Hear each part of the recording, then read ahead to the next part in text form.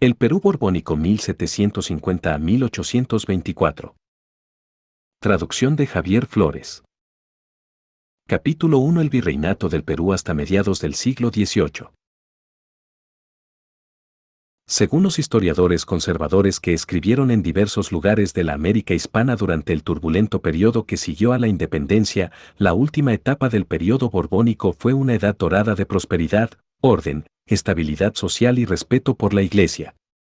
De igual modo, los reformadores borbónicos de las décadas del 1760 y 1770 tendieron a describir las estructuras fiscales, administrativas, judiciales y militares anteriores al reinado de Carlos III, 1759 a 1788, en términos de fraude, ineficiencia, incompetencia y corrupción.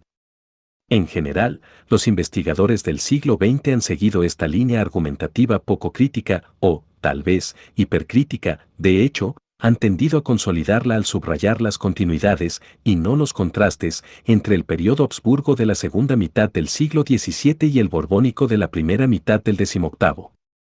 Un punto de partida historiográfico convencional e influyente, usado por varios investigadores que buscan evidencias con las cuales respaldar su visión negativa del virreinato peruano antes de la llegada, en 1776, del visitador general José Antonio de Areche, es la obra conocida como Las Noticias Secretas de América.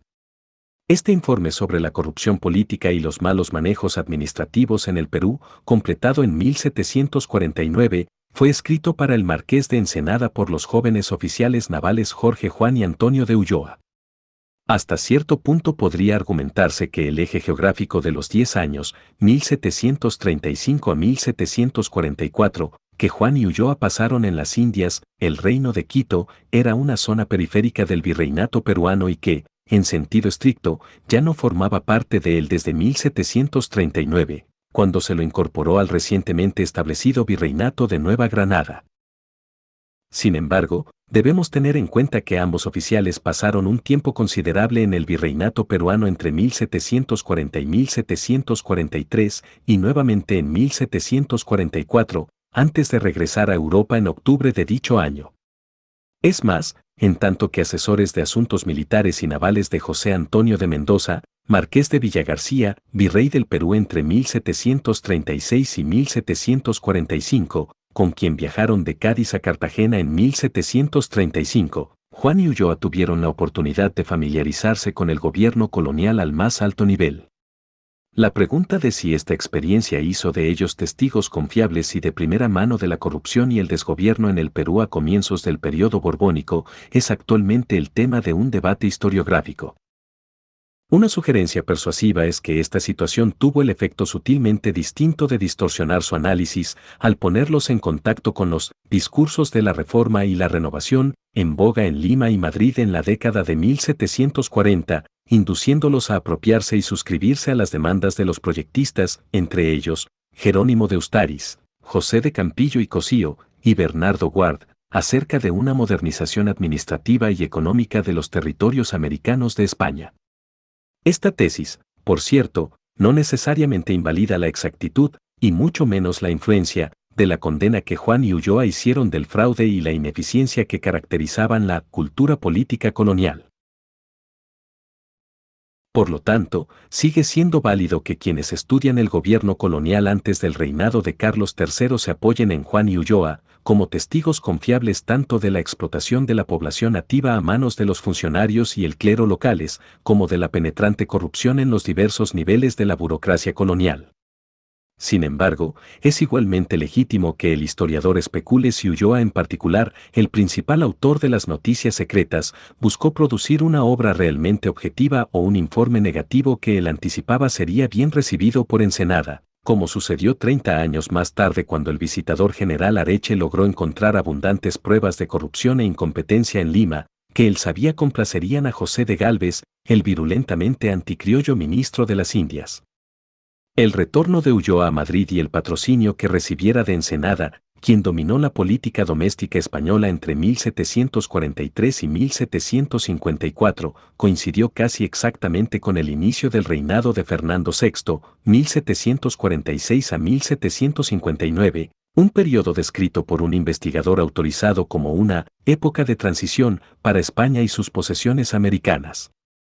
A pesar de la debilidad personal del rey, o tal vez debido a ella, un grupo de poderosos consejeros liderado inicialmente por Ensenada y José de Carvajal y Lancaster, y posteriormente por Ward y el duque de Huáscar, logró, no obstante sus rivalidades personales, sentar las bases de la reestructuración fiscal y administrativa de España. Y promover un proyecto imperial, que buscaría definir y aplicar en América una ideología rectora, para facilitar la explotación de los recursos coloniales en beneficio del Estado Borbón.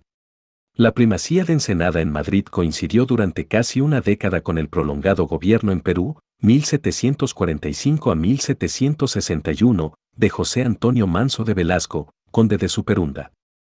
Como se verá en el capítulo 3, Manso logró iniciar un significativo proceso de reformas fiscales en Perú, que comprendió el establecimiento del estanco del tabaco en 1752, a pesar de haber tenido que enfrentar un abultado gasto fiscal debido a la destrucción de Lima y Callao por el devastador terremoto de 1746.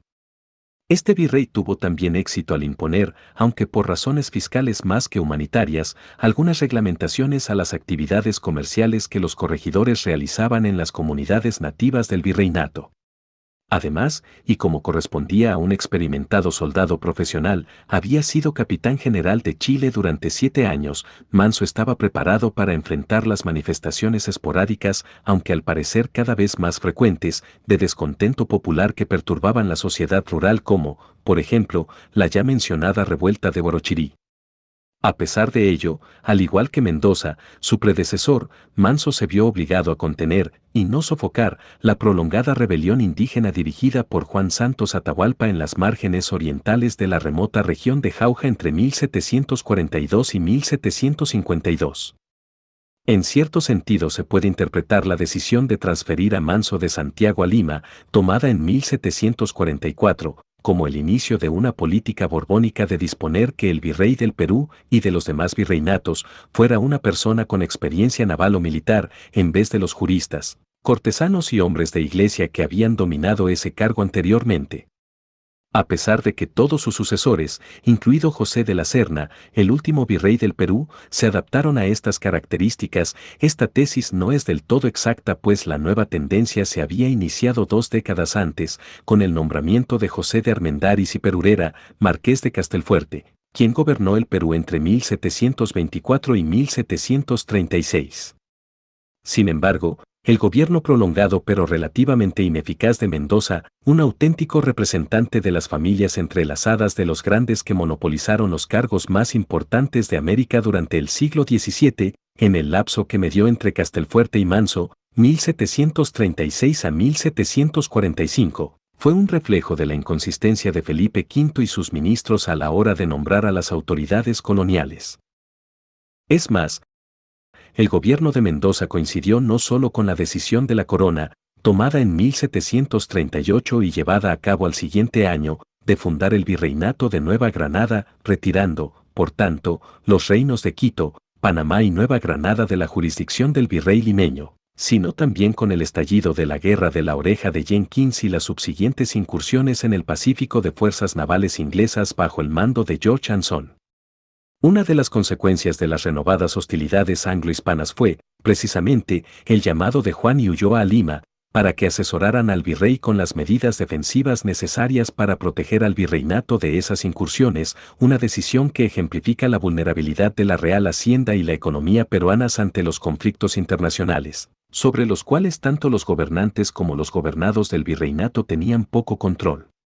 Estas infortunadas circunstancias parecieron resolverse en 1748 con el Tratado de Aix-la-Chapelle, que abrió un periodo de paz de más de una década entre España e Inglaterra y, aún más significativamente, con la decisión de Ensenada de conservar la neutralidad hispana en caso de mayores conflictos entre Inglaterra y Francia.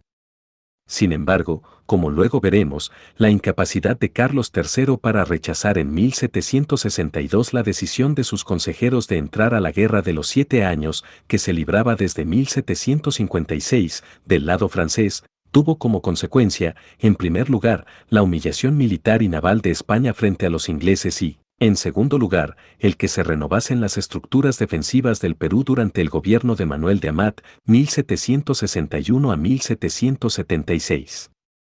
Si el gobierno de Mendoza, una persona letárgica e indolente, apenas recordada por la posteridad por su mórbido interés en respaldar las campañas de la Inquisición, fue un reflejo de las evidentes contradicciones de las políticas americanas llevadas a cabo por España durante los últimos años del reinado de Felipe V, el gobierno de su predecesor, Castelfuerte, se percibe generalmente como un claro reflejo de la decisión de su patrón, José de Patiño, ministro de Indias, Marina y Hacienda entre 1726 y 1736, de gobernar eficientemente América a expensas, de ser necesario, de los intereses criollos. El cuarto de siglo anterior al nombramiento de Castelfuerte y en realidad la última década del siglo XVII, dado que el gobierno de Melchor Portocarrero, conde de la Monclova, 1689 a 1705, cubrió el cambio de dinastía en 1700, había sido el nadir de la autoridad imperial española en el virreinato peruano. En realidad, Portocarrero fue el último de los virreyes asignados a Lima que antes había servido en México, si bien apenas durante 2 años, y su traslado reflejó la agonía de la tradición según la cual Madrid veía al Perú como un lugar más importante, estratégica y económicamente, que la Nueva España. Esta disminución en el estatus que le cabía al Perú en la jerarquía imperial se notó en la caída progresiva de los ingresos de la Caja Real de Lima desde 1660 y fue asimismo una consecuencia de ella. Aún más grave, por lo menos desde la perspectiva de la corona, era que una parte cada vez mayor de estos ingresos, 95% en la década de 1690, en comparación con 55% en las primeras décadas del siglo, se gastaba dentro del virreinato, principalmente en su defensa. Claro está que la crisis fiscal que se inició a fines del siglo XVII no significó la decadencia absoluta de la economía peruana. De hecho ocurrió lo contrario, pues si bien el sector minero experimentó una prolongada recesión desde la década de 1650 hasta la de 1740, por lo menos, de acuerdo a la producción y a los impuestos registrados en Potosí, el principal centro productor de plata, contamos con amplias evidencias de que lo que el virreinato vivió durante los aproximadamente 100 años anteriores a 1750 fue un proceso de transición económica, caracterizado por el paso, gradual pero inexorable, de una economía dominada por la minería de plata a otra más diversificada, que incorporaba un sólido crecimiento en la producción agrícola, el comercio regional y las manufacturas textiles y artesanales.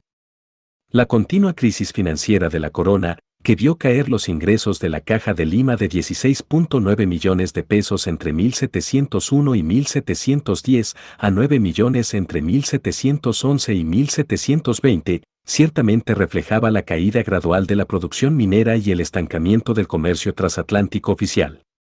Sin embargo, también se debió a la incapacidad de la corona para diseñar y aplicar un nuevo sistema tributario capaz de gravar en igual medida a las nuevas fuentes de riqueza surgidas en América durante el siglo XVII. Las décadas de 1720 y 1730 trajeron consigo una modesta mejora en los ingresos, en comparación con el periodo 1711 a 1720 a 14.2 y 12.7 millones de pesos, respectivamente, y gracias a una serie de contribuciones extraordinarias Castelfuerte logró responder a las nada ambiguas órdenes que Patiño diera en 1728 a 1729 de remitir metálico a España por valor de 2.2 millones de pesos. Sin embargo, como veremos en el capítulo 3, el inicio de una recuperación más sustancial, los ingresos del Tesoro llegaron a ser de 18.4 millones de pesos entre 1751 y 1760, en comparación con 15.1 millones entre 1741 y 1750. No llegó sino cuando Manso comenzó a cambiar la estructura fundamental de la organización y administración de la Real Hacienda de modo más radical. Unas pocas iniciativas se tomaron en Lima y Madrid antes de 1750, sobre todo en la década de 1730, para promover el crecimiento económico incluso a costa de provocar pérdidas fiscales en el corto plazo. Ellas comprendían la decisión, tomada en 1735 y aplicada en el virreinato al año siguiente, de bajar el principal impuesto sobre la producción de plata de 1/5 a 1/10.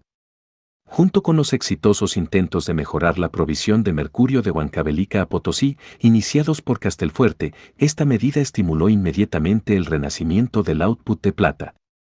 También benefició a las finanzas reales en el corto plazo. Los ingresos de Potosí con el nuevo diezmo, apenas unos 183,000 pesos en 1737, subieron constantemente de ahí en adelante hasta alcanzar un pico de 400,000 pesos en 1780.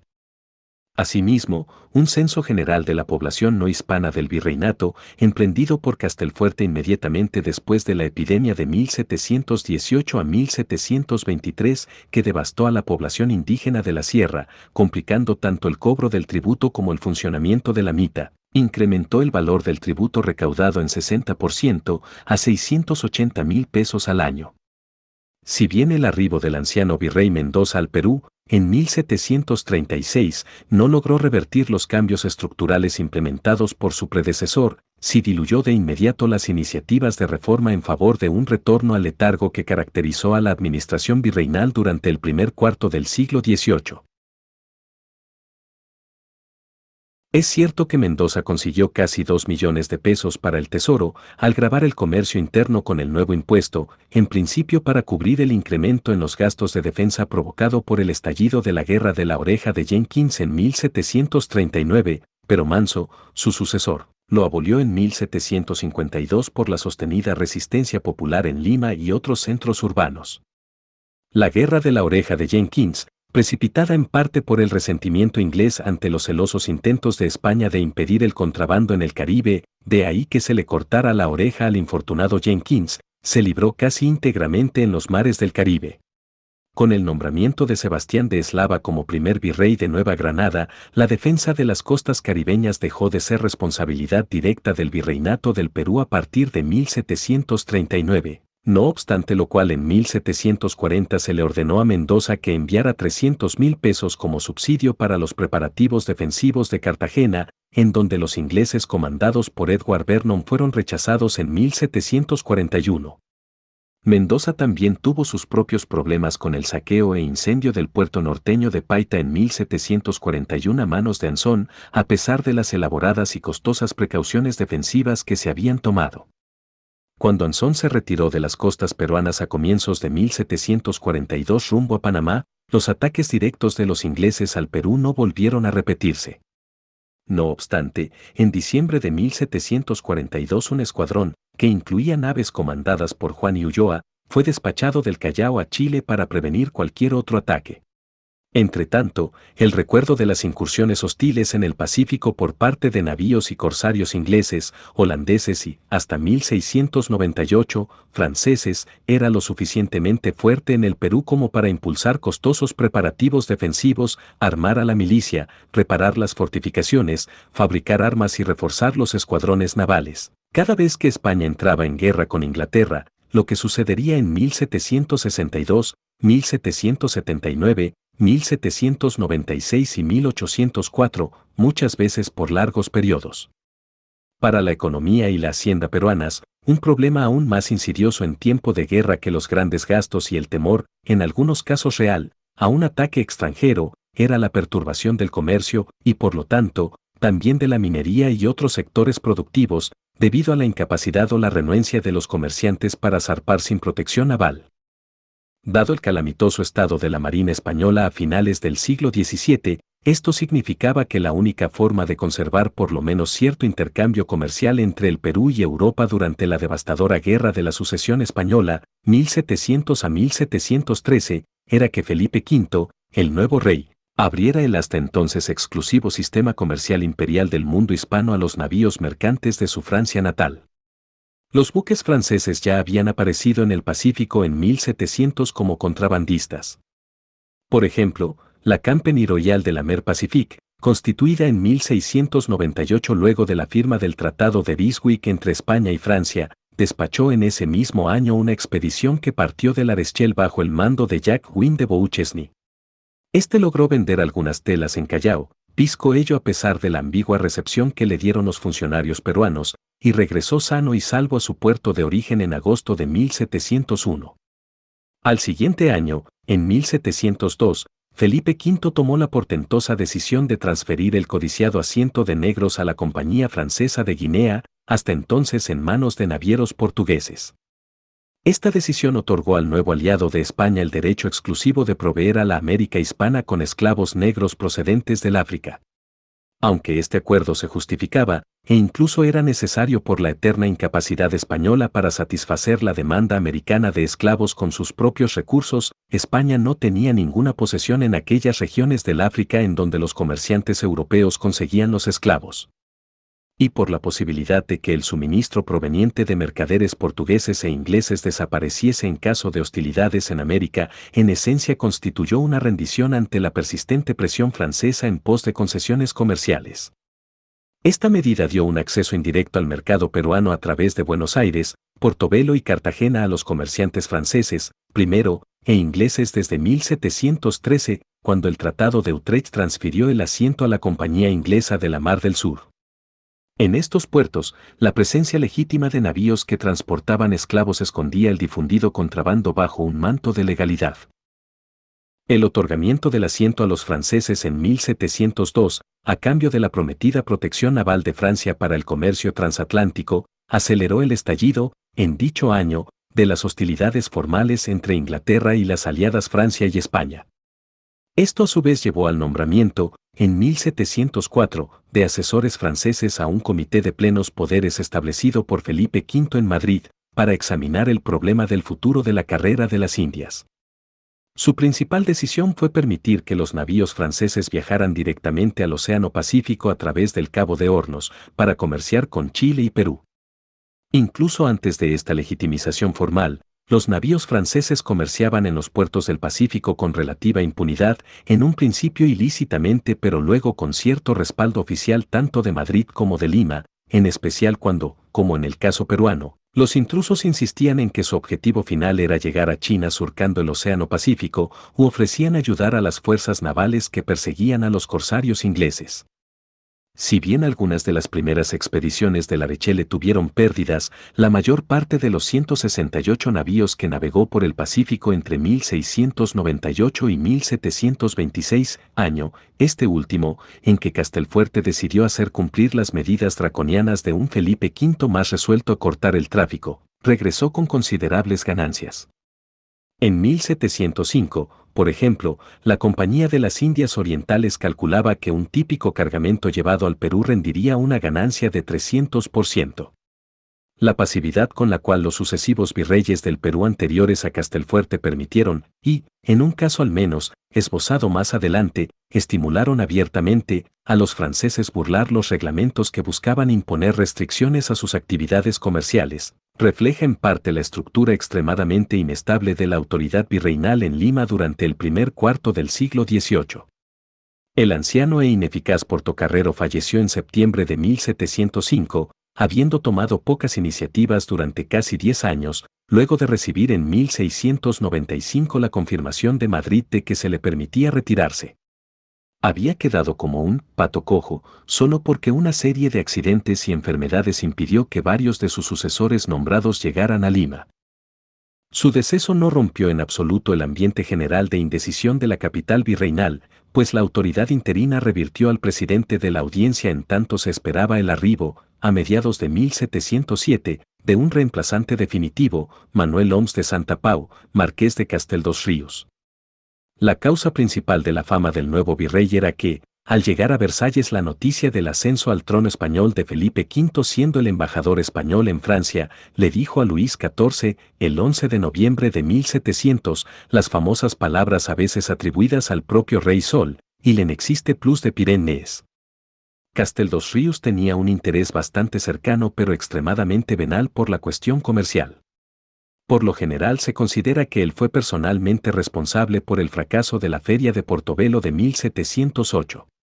Los galeones que intentaron comerciar en Portobelo en 1708, uno de ellos llevaba al propio Oms, dejaron Cádiz en marzo de 1706 y arribaron a Cartagena a fines de abril sin mayor incidente.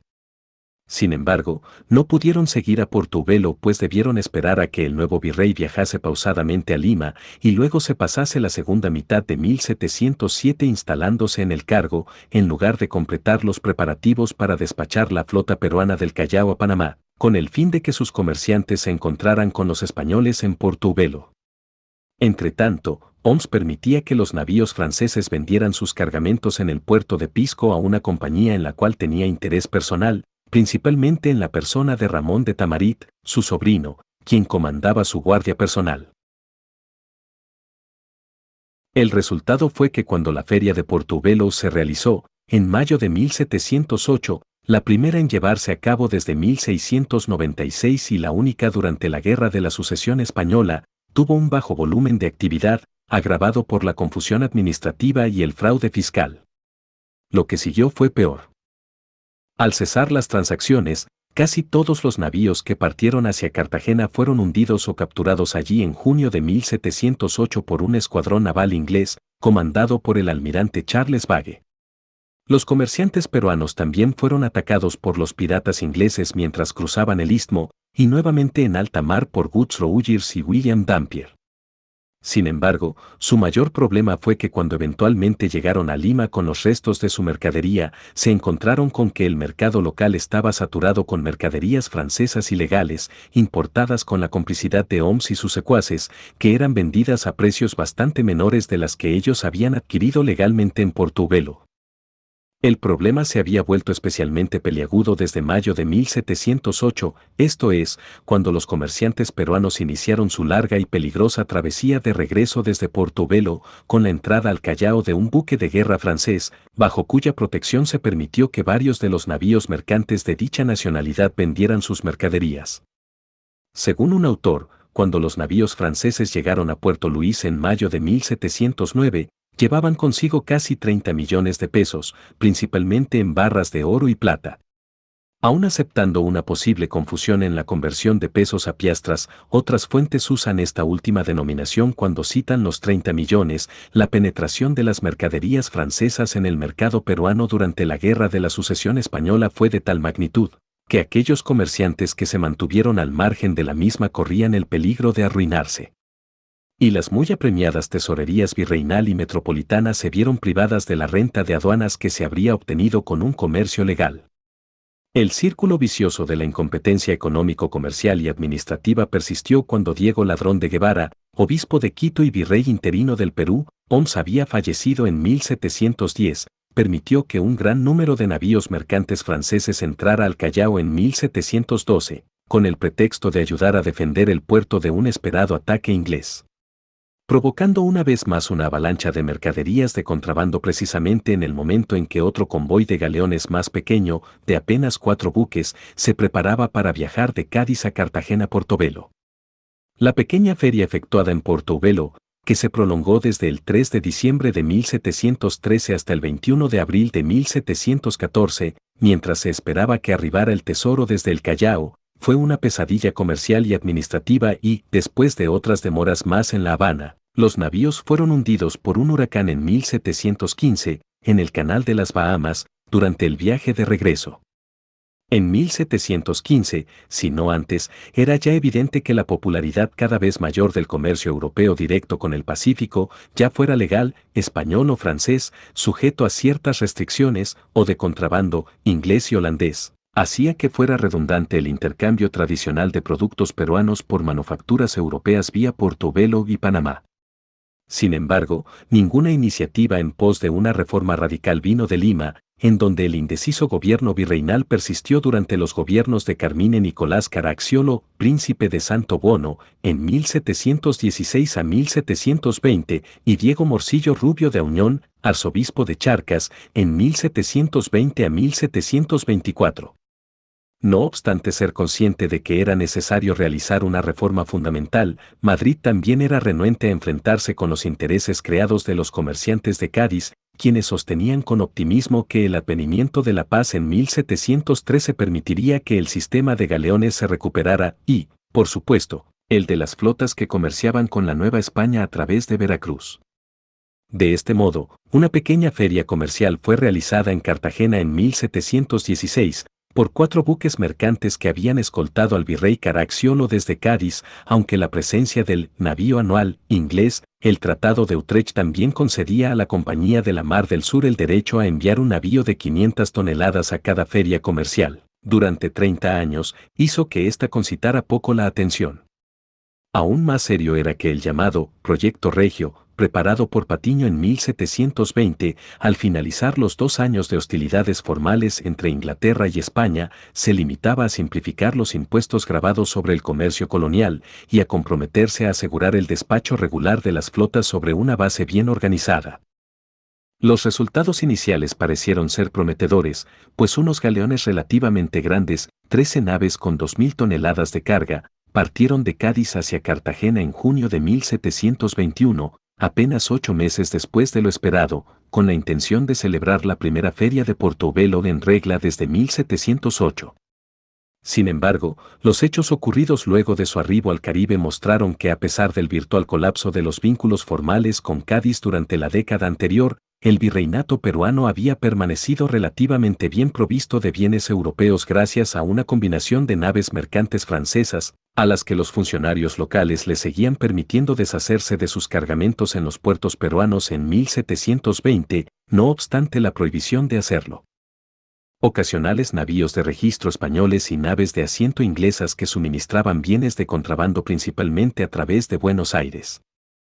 Aunque estaban obligados a cumplir con las órdenes virreinales y cooperar con el despacho de la flota del Callao-Panamá, bajo la protección de la Armada de la Mar del Sur, los comerciantes del Consulado de Lima lo hicieron con considerable renuencia y no fue sino hasta abril de 1722, 8 meses después de que los galeones hubiesen atracado en Cartagena, que los peruanos llegaron a Panamá, quedando todavía pendiente cruzar el istmo. Cuando la feria finalmente comenzó en junio de 1722, los comerciantes que habían viajado desde España se encontraron con su segundo y más puntual problema. La presencia del Royal George, el navío anual de la Compañía de la Mar del Sur, que había arribado sin que la corona emitiese aún el permiso necesario, con 1.000 toneladas de mercadería de gran calidad y a precios atractivos, debido aún más por la disposición de los ingleses a vender en parte a crédito. Y, de modo aún más insidioso, la presencia de más de 20 barcos mercantes extranjeros en caletas y ensenadas desguardadas cerca de Portobelo, que lograron comerciar con los mercaderes peruanos bajo el manto de semilegalidad brindado por el Royal George. El navío inglés incluso asumió la responsabilidad de llevar a España remesas privadas de metálico, emitiendo cartas de crédito con una comisión del 8%, facilitando así el uso en las transacciones de metales preciosos no registrados. El resultado inevitable fue que cuando la feria terminó, en agosto de 1722, una gran parte de las mercaderías que provenía de Cádiz seguía sin venderse. Al recibir estas noticias, el consulado gaditano detuvo inmediatamente los preparativos para el envío de los siguientes galeones, planeado para 1723. Liderados por Patiño, los consejeros de la corona insistieron, sin embargo, en que debía cumplirse con el Proyecto Regio, que estipulaba una fecha de partida para el 1 de septiembre de 1723. Si bien la fecha exacta no se cumplió, la siguiente flota, que constaba de 18 naves con 3.100 toneladas de mercancías, partió el último día de 1723 y llegó a Cartagena en febrero de 1724. Allí se volvió a repetir la triste charada de 1721 a 1722, principalmente debido a la presencia del navío anual de la Compañía de la Mar del Sur, con otro inmenso cargamento de mercaderías. Finalmente, cuando la feria de Portobelo abrió en junio de 1726, casi 2 años después de que los galeones arribasen a Cartagena, esta gran demora se debió a las dificultades que Castelfuerte, el nuevo virrey, tuvo para encontrar los fondos con los cuales equipar al escuadrón naval que escoltaría a las naves mercantes del Callao a Panamá. Los comerciantes limeños que asistieron a ella gastaron la plata que habían acumulado en el contrabando, antes que en el comercio legal. Los galeones de 1726, en realidad la última de las flotas tradicionales dada la naturaleza inconexa de los siguientes viajes, se encontraron atrapados en las Indias 2 años más, primero por el temor a una guerra con Inglaterra, que surgió mientras se llevaba a cabo la feria, y luego por el estallido formal de las hostilidades en 1727, y solo regresaron a Cádiz a comienzos de 1729, más de 5 años después de su partida. Otras ferias menores tuvieron lugar en Portobelo en 1729 y 1731, siendo esta la última que se llevó a cabo, a pesar de que la decisión formal de abandonarlas en favor de los navíos de registro fue pospuesta hasta 1740. Así, la presencia del navío inglés fue una de las principales causas de la desaparición de las ferias de Portobelo. En parte debido a su impacto directo en sacar a las manufacturas hispanas del mercado gracias a sus precios, pero sobre todo a que éste echaba una cortina de humo detrás de la cual los mercaderes peruanos, que viajaban a Portobelo a través de Panamá, podían comerciar casi abiertamente con los contrabandistas que acostumbraban reunirse cerca de Portobelo cuando se esperaba una feria. En la de 1731, los comerciantes peruanos que habían viajado desde el Callao gastaron entusiastamente la mitad de los 9 millones de pesos que llevaron al istmo en las 1.000 toneladas de mercadería proporcionadas por el Prince William, la nave de la Compañía de la Mar del Sur. Se vieron, sin embargo, obligados a aceptar un envío de tela de la Fábrica Real de Guadalajara, y varios de los comerciantes de Cádiz decidieron quedarse cuando la flota partió a España para así deambular por Nueva Granada y el Perú hasta 1737, intentando en vano vender sus mercancías en un mercado saturado. Entretanto, en 1735 el resignado gobierno de Madrid decidió suspender temporalmente el envío de convoys a Portobelo en favor del de navíos de registro individuales más pequeños a dicho puerto y a Cartagena, en caso necesario. En realidad, varios navíos de registro partieron hacia Portobelo en 1737, con intención de tratar con los comerciantes peruanos, los que finalmente partieron rumbo al istmo en junio de 1739 con 12 millones de pesos destinados a comprar bienes importados. Sin embargo, el ansiosamente esperado encuentro se vio frustrado por la destrucción de las fortificaciones de Portobelo a manos de un destacamento inglés comandado por Edward Vernon a comienzos de 1740, luego de la declaración de la Guerra de la Oreja de Jenkins en octubre de 1739. Que se prolongó hasta 1748. Los peruanos volvieron apresuradamente de Panamá al Callao con la plata que aún no habían invertido en bienes de contrabando, mientras que Vernon dejó Portobelo para atacar Cartagena en marzo de 1741. Este fue un fracaso total desde el punto de vista británico y una gloriosa victoria para los defensores, comandados por el marino peruano Blas de Lezo y el recién llegado virrey de Nueva Granada, Sebastián de Eslava. A pesar de las actividades de Anzón a lo largo de la costa peruana en 1741, el virreinato sufrió pocas consecuencias directas del conflicto de 1739 a 1748, librado principalmente como una guerra naval en el Caribe y terrestre en Europa.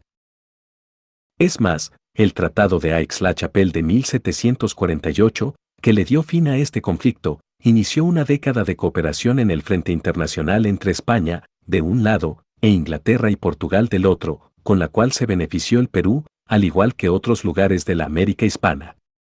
1750, el punto de partida nominal para los siguientes 4 capítulos, fue de especial importancia debido al éxito de las negociaciones de Madrid, que dieron por concluido el asiento en dicho año, que, en todo caso, había sido concedido en 1713 solo por unos 30 años, a cambio de un pago de 100.000 libras a la Compañía de la Mar del Sur.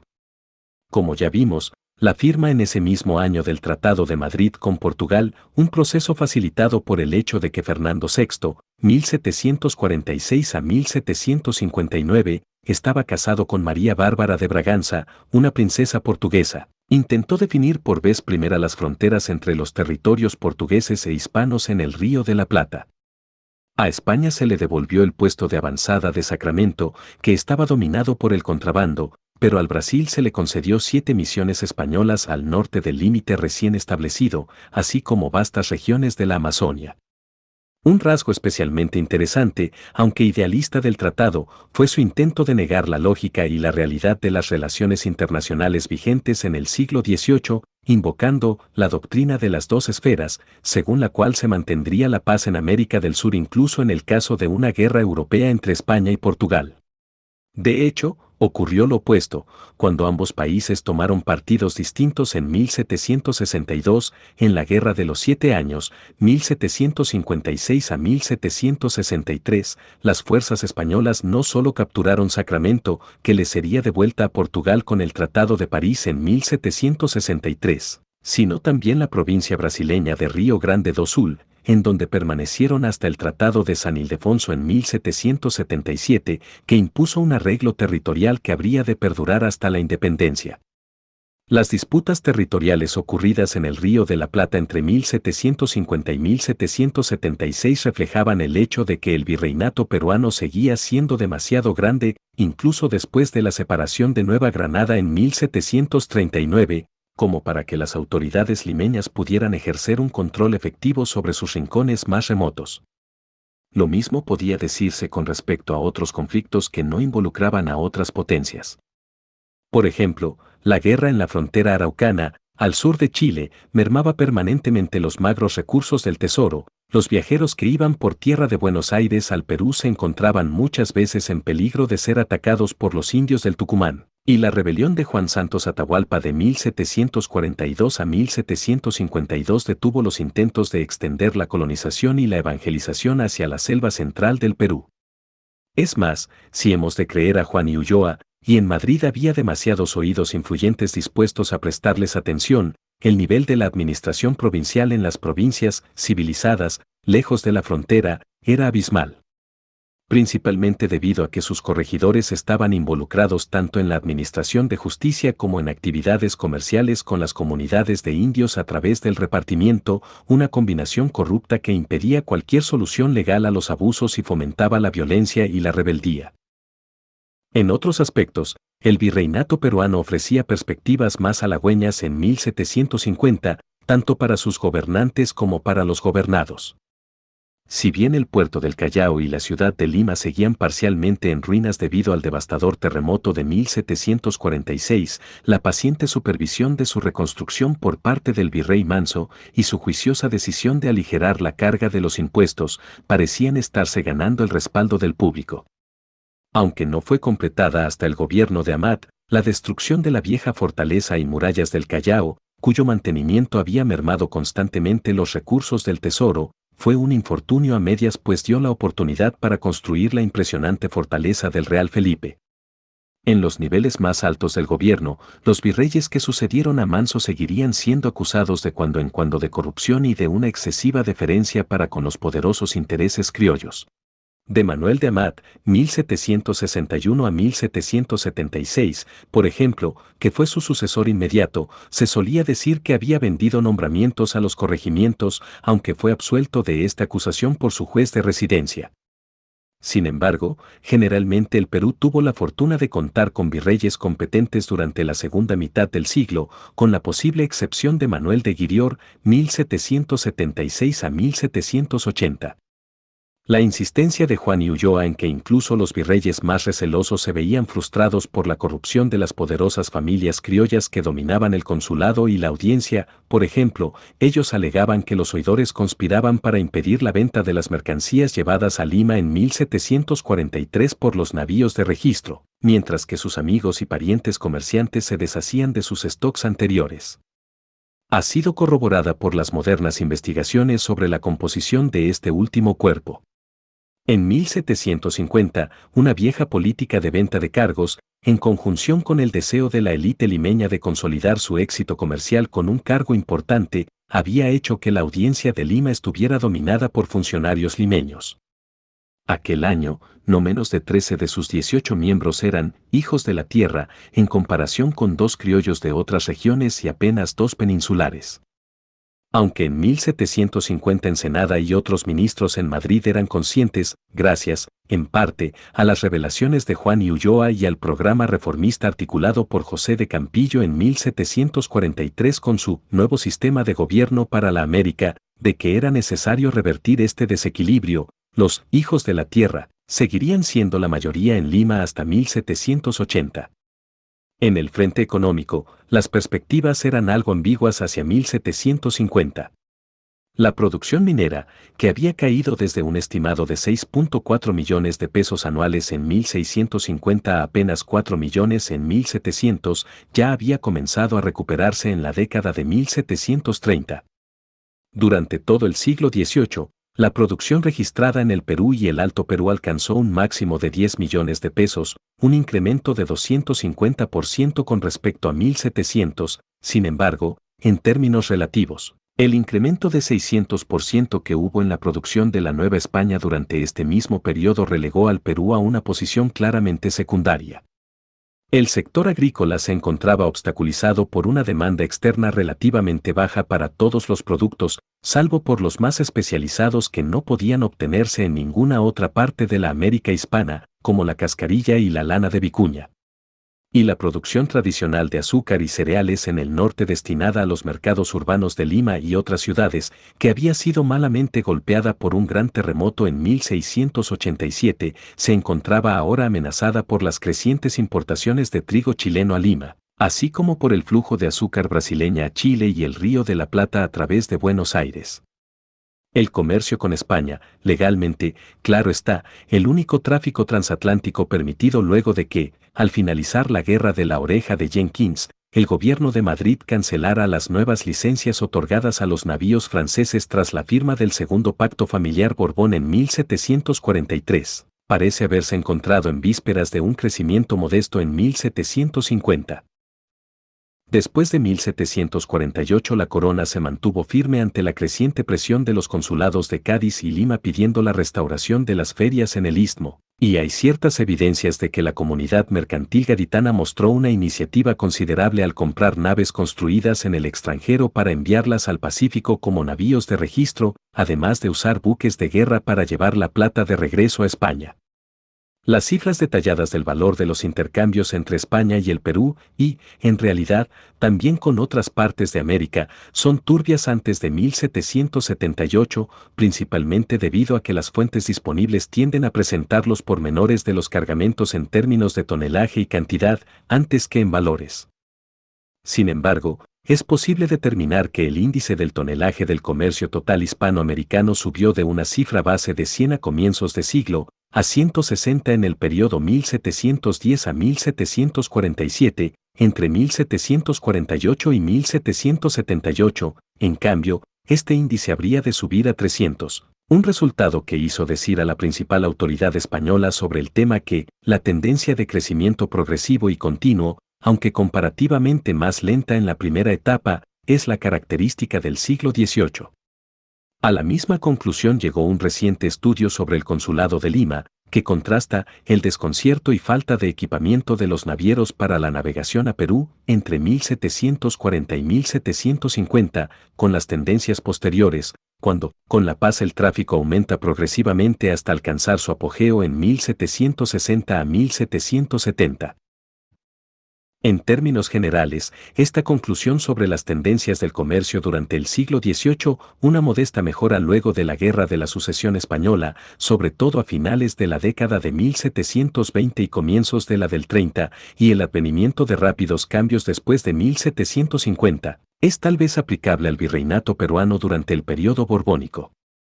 El objetivo de este capítulo era brindar una imagen global del gobierno, las finanzas, la economía y la defensa del virreinato antes de mediados del siglo XVIII.